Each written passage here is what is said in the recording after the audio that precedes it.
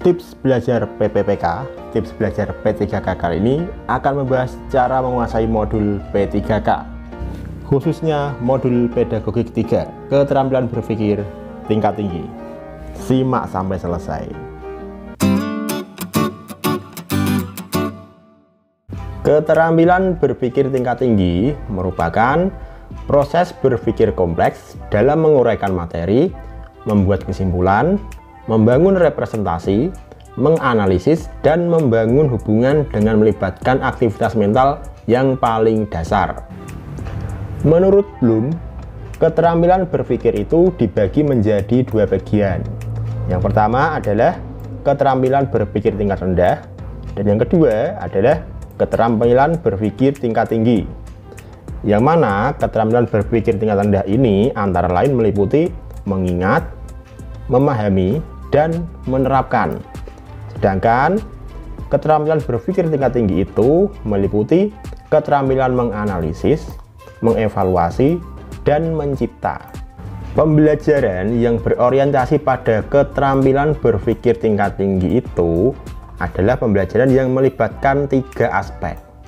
Tiga aspek tersebut antara lain yang pertama adalah transfer of knowledge, yang kedua critical and creative thinking, dan yang ketiga adalah problem solving. Nah, ketiga aspek ini nanti akan kita bahas satu persatu secara singkat, padat, dan jelas. Yang pertama kita bahas dulu keterampilan berpikir tingkat tinggi sebagai transfer of knowledge. Keterampilan berpikir tingkat tinggi sebagai transfer of knowledge ini erat kaitannya dengan tiga ranah. Yang pertama adalah ranah kognitif, yang kedua ranah afektif, dan yang ketiga adalah ranah psikomotor. Tentunya Bapak Ibu sudah familiar dengan ketiga ranah ini ya. Baik, yang pertama kita bahas dulu apa itu ranah kognitif. Ranah kognitif ini itu adalah kemampuan dari peserta didik dalam mengulang atau menyatakan kembali konsep atau prinsip yang telah dipelajarinya. Ranah kognitif ini sendiri dibagi menjadi dua, yaitu menurut Bloom dan menurut Anderson dan Cardwell. Di mana menurut Bloom ini ranah kognitif itu dibagi menjadi C1 sampai dengan C6. Tentunya Bapak Ibu sudah sangat familiar ya dengan C1 sampai C6 ini. Sedangkan menurut Anderson dan Cardwell, ranah kognitif itu dibagi menjadi 4. Ya, ini pengetahuan faktual, pengetahuan konseptual, pengetahuan prosedural, dan pengetahuan metakognitif. Ranah kognitif menurut Bloom itu dibagi menjadi 6, yaitu C1 sampai dengan C6 ini ya. Nah, C1 sampai C3 nya itu termasuk dalam low order thinking skill. Sedangkan C4 sampai C6 ini masuk dalam high order thinking skill. Dimana yang low order thinking skill ini meliputi mengingat, memahami, dan menerapkan. Sedangkan yang high order thinking skill yang C4 sampai C6 ini meliputi menganalisis, menilai atau mengevaluasi, dan mengkreasi atau mencipta. Bagi Bapak Ibu guru dan juga teman-teman pejuang P3K yang ingin lebih serius dalam mempersiapkan tes P3K, silakan gabung di Bimbel Kita Lulus. Kita ada diskon sampai 50%. Link pendaftarannya ada di kolom deskripsi. Nah, itu tadi adalah ranah kognitif menurut Bloom. Sekarang kita bahas ranah kognitif menurut Anderson dan Cardwell.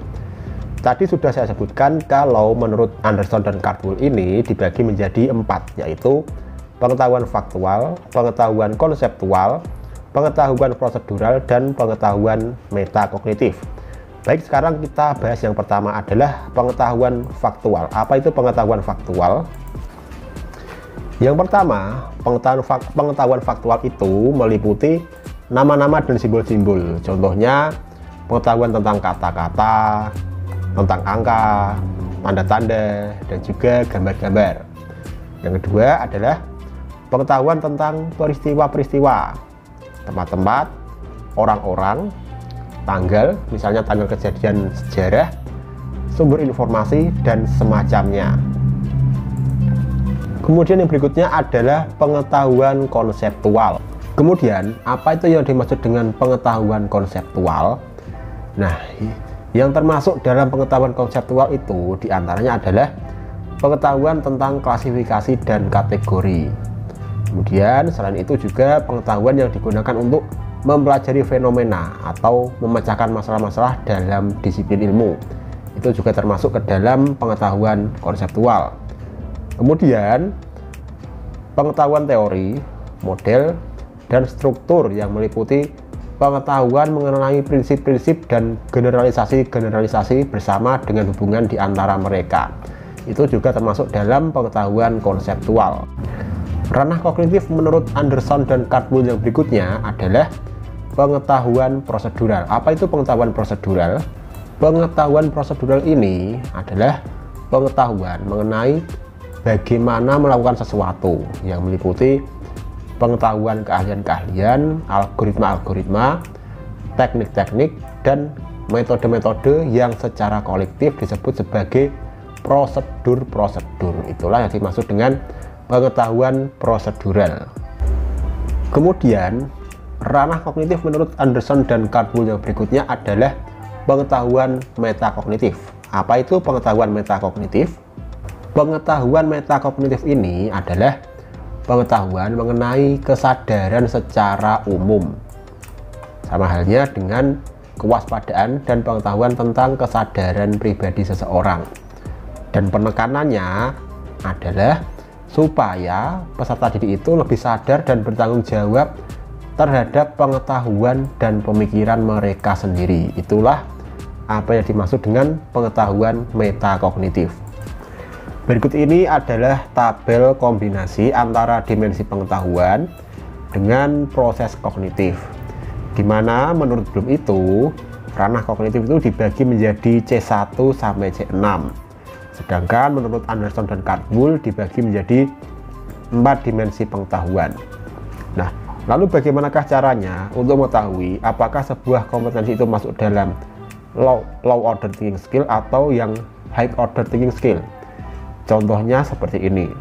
Misalkan sebuah kompetensi secara kognitif masuk dalam C4, menganalisis. Tetapi secara dimensi pengetahuan itu masuk dalam pengetahuan faktual. Maka jika ditarik garis, maka jatuhnya di area kuning. Nah, jadi itu masuknya dalam low order thinking skill.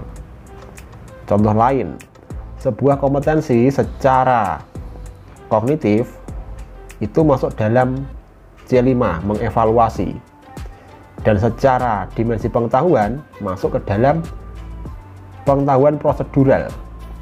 Maka ketika ditarik garis ke atas, kita luruskan, akan jatuh di area high order thinking skill. Jadi kompetensi itu masuk dalam ranah high order thinking skill.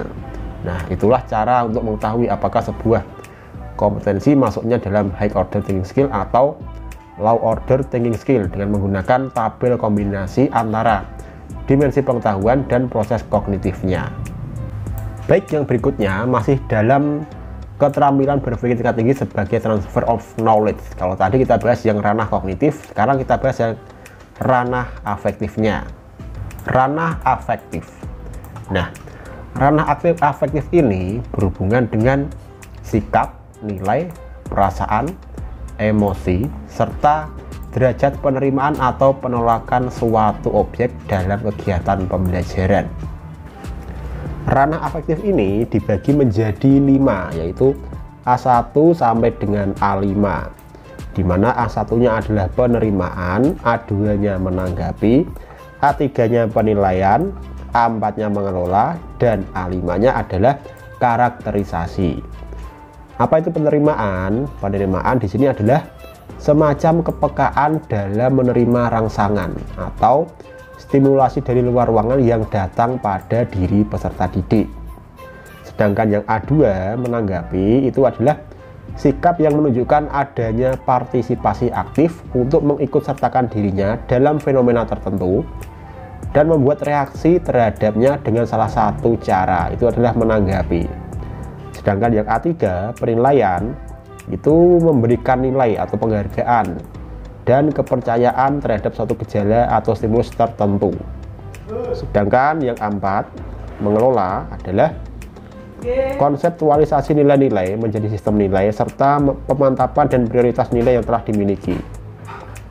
Sedangkan yang A5, karakterisasi, adalah keterpaduan semua sistem nilai yang telah dimiliki yang mempengaruhi pola kepribadian dan tingkah lakunya. Itu adalah definisi dari A1 sampai A5 di dalam ranah afektif. Tetapi Bapak Ibu guru cukup menghafal ini saja, menghafal A1 itu apa, A2 apa, dan A3 apa, sampai dengan A5-nya. Yang berikutnya masih tentang keterampilan berpikir tingkat tinggi sebagai transfer of knowledge. Yang ketiga adalah ranah psikomotor. Apa itu ranah psikomotor? Ranah psikomotor merupakan keterampilan dalam melakukan pekerjaan dengan melibatkan anggota tubuh yang berkaitan dengan gerak fisik atau motorik. Itulah ranah psikomotor. Ranah psikomotor ini dibagi menjadi 5, yaitu P1 sampai dengan P5, di mana P1 itu adalah imitasi, maksudnya adalah meniru tindakan seseorang. Sedangkan P2 itu adalah manipulasi. Manipulasi itu berarti melakukan keterampilan atau menghasilkan produk dengan cara mengikuti petunjuk umum, bukan berdasarkan observasi. Atau intinya, atau dengan kata lain, memanipulasi yang sudah ada. Yang P3 adalah presisi. Presisi itu berarti melakukan keterampilan atau menghasilkan produk dengan akurasi, proporsi, dan ketepatan, atau dalam bahasa sehari-hari dinyatakan sebagai tingkat mahir. Itu adalah presisi. Yang P4 adalah artikulasi. Artinya apa? Artikulasi adalah memodifikasi keterampilan atau produk agar sesuai dengan situasi yang baru, atau menggabungkan lebih dari satu keterampilan dalam urutan harmonis dan konsisten. Sedangkan yang P5, naturalisasi, artinya menyelesaikan satu atau lebih keterampilan dengan mudah dan membuat keterampilan otomatis dengan tenaga fisik atau mental yang ada. Nah, setelah tadi kita membahas keterampilan berpikir tingkat tinggi sebagai transfer of knowledge, sekarang kita menuju ke keterampilan berpikir tingkat tinggi sebagai critical and creative thinking. Critical and creative thinking itu apa? Maksudnya adalah berpikir kritis dan kreatif. Nah, keterampilan berpikir tingkat tinggi sebagai critical and creative thinking ini dibagi menjadi 6 elemen yang disingkat Frisco.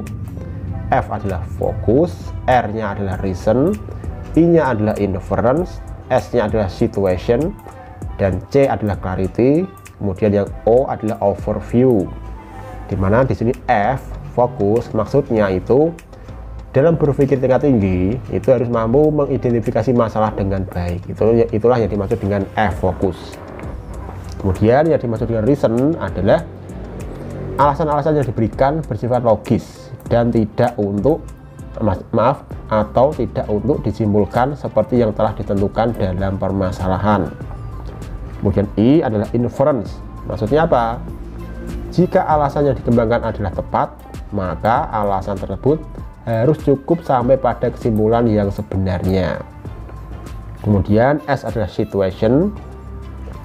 Situation itu maksudnya adalah membandingkan dengan situasi yang sebenarnya. Jadi dalam berpikir tingkat tinggi itu harus membandingkan dengan situasi aslinya. Kemudian C-nya adalah clarity. Maksudnya apa? Maksudnya harus ada kejelasan istilah maupun penjelasan yang digunakan pada argumen, sehingga tidak terjadi kesalahan dalam pengambilan keputusan. Sedangkan O, overview, itu adalah pengecekan terhadap sesuatu yang telah ditemukan, diputuskan, diperhatikan, dipelajari, dan disimpulkan. Nah, itu tadi adalah keenam elemen dalam keterampilan berpikir tingkat tinggi sebagai critical and creative thinking. Nah, itu tadi adalah keterampilan berpikir tingkat tinggi sebagai critical and creative thinking. Sekarang kita lanjut ke aspek yang ketiga, yaitu keterampilan berpikir tingkat tinggi sebagai problem solving. Untuk memperdalam kompetensi teknis yang lain, silahkan klik link video yang ada di pojok kanan atas ini. Pembelajaran yang berorientasi pada keterampilan berpikir tingkat tinggi itu tidak dapat dipisahkan dari kombinasi keterampilan berpikir dan keterampilan kreativitas untuk pemecahan masalah. Jadi memang keterampilan berpikir tingkat tinggi itu identik dengan pemecahan masalah. Dan ada 6 aspek yang dapat digunakan untuk mengukur sejauh mana keterampilan pemecahan masalah peserta didik. Yang pertama adalah menentukan masalah. Yang kedua, mengeksplorasi masalah. Yang ketiga, merencanakan solusi. Yang keempat adalah melaksanakan rencana. Yang kelima adalah memeriksa solusi. Dan yang keenam adalah mengevaluasi. Itulah tadi keterampilan berpikir tingkat tinggi sebagai problem solving.